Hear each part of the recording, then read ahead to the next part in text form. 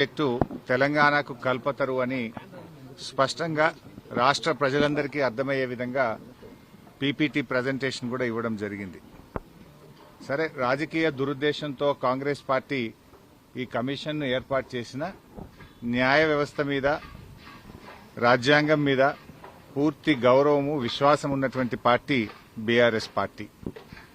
ఈరోజు justice Ghosh commission మమ్మల్ని పిలిచింది కనుక ఈరోజు కమిషన్ ముందుకు వెళ్లి ఇంతకాలం కాంగ్రెస్ పార్టీ చేస్తున్న దుష్ప్రచారాలన్నీ కూడా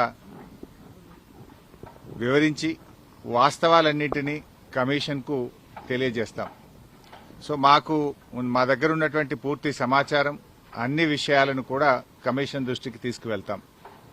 గత కొంతకాలంగా కొంతమంది వ్యక్తులు, కొన్ని పార్టీలు వాళ్ళు ఉద్దేశపూర్వకంగా బీఆర్ఎస్ పార్టీ మీద రాజకీయ కక్షతో బురద జల్లేటువంటి ప్రయత్నం చేస్తూ ఉన్నారు. వాస్తవానికి ఒక ప్రభుత్వం విద్వేషంతో కాదు ఆలోచించాల్సింది, వివేకంతో ఆలోచించాలి, విజ్ఞత ప్రదర్శించాలి.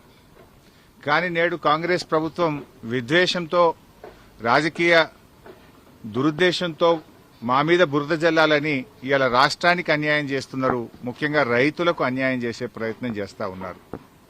నేను ఒకటే కోరుతా ఉన్నా, విజ్ఞత ప్రదర్శించండి, వివేకంతో ఆలోచించండి. ఈ రాజకీయాల కోసం తెలంగాణ రాష్ట్రం యొక్క నీటి హక్కులను కాలరాయొద్దు అని చెప్పి ఈ ప్రభుత్వానికి హితవు పలుకుతా ఉన్నాను. సరే, అంతిమంగా ఎందుకంటే మాకు రాజ్యాంగం మీద, దేవుడి మీద నమ్మకం ఉన్నటువంటి పార్టీ, అంతిమంగా న్యాయం గెలుస్తుంది, ధర్మం నిలబడుతుంది, వాస్తవాలు ప్రజలకు అర్థమవుతాయి. అందువల్ల ఈరోజు కమిషన్ ముందుకు వెళ్తున్నాం. కమిషన్ మమ్మల్ని అడిగిన ప్రతి ప్రశ్నకు పూర్తి స్థాయిలో సమాధానాలన్నీ కూడా చెప్తాం, వాస్తవాలన్నీ కూడా వివరిస్తాం. మా దగ్గర కొన్ని డాక్యుమెంట్స్ ఉన్నాయి, ఎందుకంటే మేము ప్రభుత్వంలో లేం. నార్మల్గా ఏమైతుందంటే ప్రభుత్వంలో దగ్గర అన్ని డాక్యుమెంట్స్ కూడా ఉంటాయి, బట్ మా